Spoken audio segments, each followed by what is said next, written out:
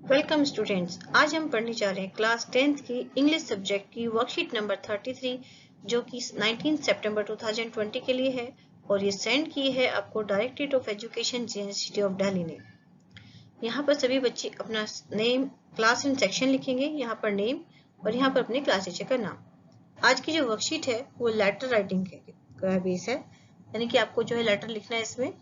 और यहाँ पर जो आपको दिया है कुछ इन्फॉर्मेशन दी है, जैसे कि हमेशा आपका जो सिलेबस है उसके अकॉर्डिंग आपकी जो भी राइटिंग स्किल आएगी उसमें आपको कुछ इन्फॉर्मेशन दी जाएगी या कोई पिक्चर दी जाएगी, उसको देखकर आपको जो भी राइटिंग है उसको कंपोज करना होगा। जैसे लेटर है या राइटर है, स्टोरी है, जो कुछ भी आपके सिलेबस में है वो आपको इन्फॉर्मेशन के बेस पर आगे उसे लिखना होगा।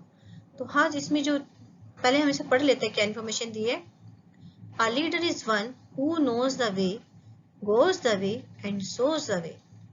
एक लीडर के बारे में बताया कि लीडर क्यों होता है।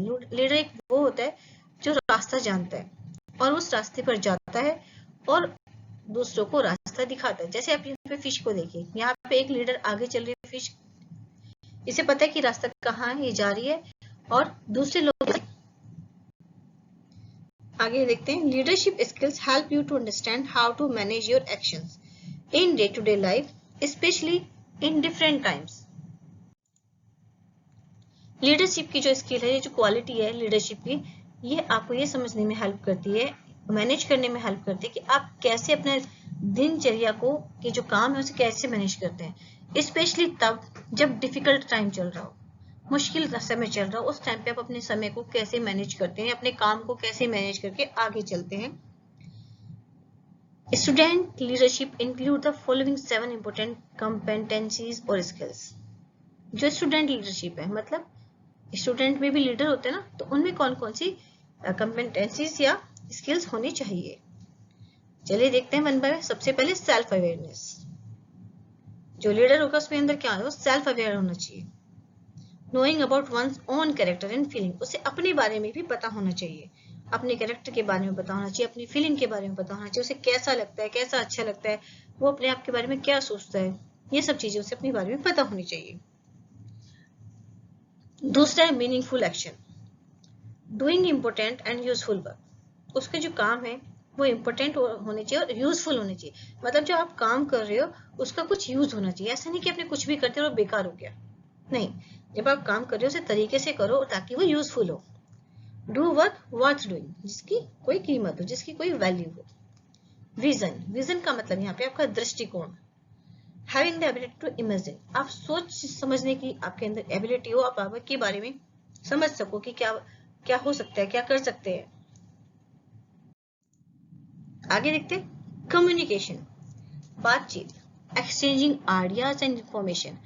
आपके पास जो आइडिया है या इंफॉर्मेशन है आप दूसरों को उसे दे सको, दूसरों के से कम्युनिकेट कर सको, ठीक है।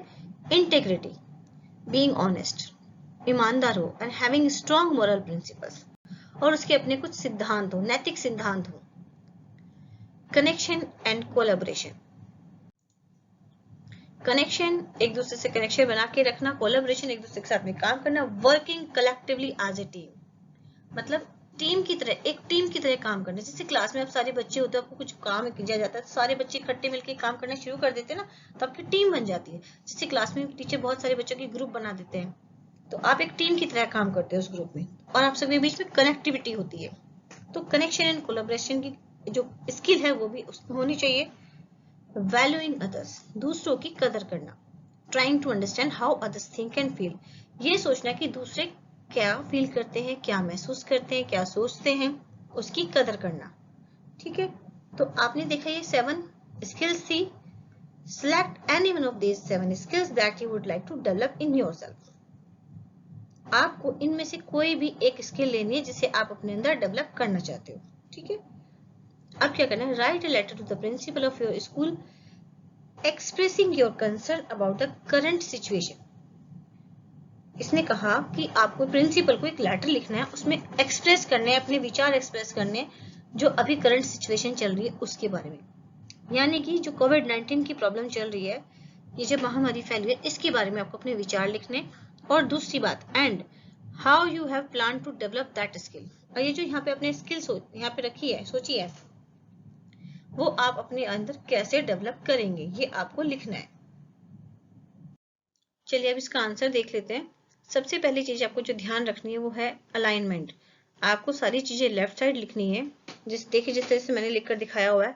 फिर यहाँ पे आप द प्रिंसिपल लिखेंगे। द प्रिंसिपल से पहले टू नहीं लिखना है, टू लिखने का फॉर्मेट खत्म हो चुका है, अब नया फॉर्मेट आया, उसके अकॉर्डिंग द प्रिंसिपल सीधा लिखेंगे। इसके बाद यहाँ पे स्कूल का नेम लिखेंगे और कहाँ पर स्कूल है उस जगह का नाम यहाँ पर लिखेंगे। इतना लिखने के बाद आप एक लाइन छोड़ देंगे, फिर डेट लिखनी है आपको। डेट लिखने के बाद फिर एक लाइन छोड़ देंगे, लाइन छोड़ने के बाद फिर सब्जेक्ट लिखेंगे, किस टॉपिक के ऊपर अपना लेटर लिखना है। तो टॉपिक था expressing concern about current situation, ये था। फिर इसके बाद सब्जेक्ट लिखने के बाद फिर से लाइन छोड़नी है, फिर रेस्पेक्टेड सर। चलिए देखते हैं।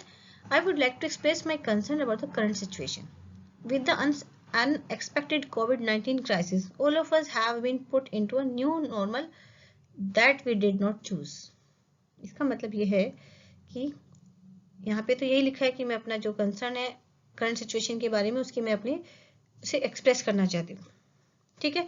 दूसरा यहाँ पे लिखा है कि करंट ये जो सिचुएशन अब चल रही है जिसको हम नहीं चाहते थे, किसी ने सोचा नहीं था कि कोविड-19 की महामारी फैलेगी, इसने हमें एक नया दे दिया नाम कि न्यू नॉर्मल की हमें दे दिया, जिसमें हमने जीना सीख लिया। मतलब हम बीमारी में रहते हुए भी नॉर्मली बिहेव कर रहे हैं, नॉर्मली वही काम कर रहे हैं जो डेली जो हम पहले करते थे, और इस तरह से रहना हमने चूज नहीं किया था। We have to keep social distance. We have to keep social distance. हमें सोशल डिस्टेंस बना के रखना है फ्रॉम पीयर्स, अपने जो साथी है, फ्रेंड्स है, फैमिली है। इन मैनी केसेस, बहुत सारे केसेस में हम इनसे दूर रह के सोशल डिस्टेंस मेंटेन करके रखता है। This is leading to people feeling emotionally distant from others. इससे क्या हो रहा है, इस तरह से जो हम डिस्टेंस बना रहे हैं, इमोशंस कहीं ना कहीं खत्म होते जा रहे हैं, तो लोगों से हम दूरी बनाते जा रहे हैं। तो इससे इन सब चीजें होने की वजह से क्या है कि अंदर से जो इंसान है वो दुखी होता जा रहा है, उसमें जो सेल्फ अवेयरनेस अपने बारे में वो खुद को जानना भूल गया है। तो मैंने यहाँ पे जो चूज किया है, जो स्किल में डेवलप करना चाहती हूँ, वो ये है self awareness. I would like to suggest some of the practice that I use to develop self awareness. तो मैं कुछ प्रैक्टिस बताना चाहती हूँ जो कि सेल्फ अवेयरनेस डेवलप करने में हेल्प करती है। क्या क्या हो सकती है? We should focus on inner strength. हमें अपनी आंतरिक ताकत को पहचानना चाहिए, वरीज चिंताओं को जानना चाहिए, एंड थिंकिंग हम क्या सोचते हैं ये जानना चाहिए। Sharing positive and inspirational stories, हमें जो पॉजिटिव और इंस्पिरेशनल है, जो हमें प्रेरणा देती है, ऐसी कहानी शेयर करनी चाहिए। Provide sense of belongingness and space to express feeling, हमें बिलोंगिंगनेस की सेंस को बढ़ाना चाहिए और क्या करना चाहिए, फीलिंग्स को एक्सप्रेस करने की टाइम देना चाहिए एक दूसरे को, ताकि हम अपनी फीलिंग को एक्सप्रेस कर सकें। जब हम ये सारी चीजें करेंगे तब हम अपने बारे में जानेंगे कि हम क्या हैं, हम कैसे हैं। आगे देखते हैं। I hope these practice will also help other students to develop self awareness. और ये जो प्रैक्टिस है दूसरे बच्चों की भी हेल्प करेगी उनके अंदर सेल्फ अवेयरनेस डेवलप करने में। तो you are requested to apply these in the school to help student at this crucial time. तो यहाँ पे प्रिंसिपल से रिक्वेस्ट की जा रही है कि आप भी इन जो मैं ये प्रैक्टिस करती हूँ वो आप अपने स्कूल में भी अप्लाई करें, ताकि स्टूडेंट्स की हेल्प मिल सके, उनको हेल्प मिल सके। तो यहाँ पे आपको लेटर जो है बहुत बड़ा नहीं लिखना है। अगेन बता रही हूँ कि आपको वर्ड लिमिट का ध्यान रखना है। आपको 100 से 120 के बीच में ही लिखने के लिए आएगा। तो ये नहीं वर्ड से ज्यादा बड़ा लिखोगे तो आपके मार्क्स कट जाएंगे। आप क्वेश्चन में देखना कि कितने वर्ड लिमिट है। इसके बाद यहाँ पे एक लाइन छोड़ देंगे। जब जैसे कंप्लीट हो जाएगा आपका लेटर तो लाइन छोड़ेंगे, फिर थैंक यू लिखेंगे। थैंक यू लिखने के बाद फिर से एक लाइन छोड़नी है, फिर योर्स ओबीडेंटली लिखेंगे। यहाँ पर नाम लिखना है। नाम आपको मैंने देखा, मैंने एबीसी लिखा है। मैंने एबीसी नाम इसलिए लिखा है क्योंकि हमें क्वेश्चन में नाम नहीं बताया गया। जब क्वेश्चन में नाम नहीं बताया गया है तो आप अपना नाम नहीं लिखेंगे, आपको एबीसी लिखना है। कभी भी एग्जाम में अपनी आइडेंटिटी रिवील नहीं की जाती। तो आपको अलाइनमेंट का ध्यान देखिए किस तरह से सब कुछ लेफ्ट साइड में लिखा है। थैंक यू को आप यहाँ लेफ्ट साइड में ही लिखेंगे इस लाइन के साथ में, जैसे योर्स ओबीडेंटली, और अपना नाम भी लेफ्ट साइड में। इन छोटी छोटी बातों का ध्यान रखिए, फॉर्मेट में आपके नंबर बिल्कुल नहीं कटेंगे। तो आई होप कि ये वीडियो आपको समझ में आ गई होगी अच्छे से।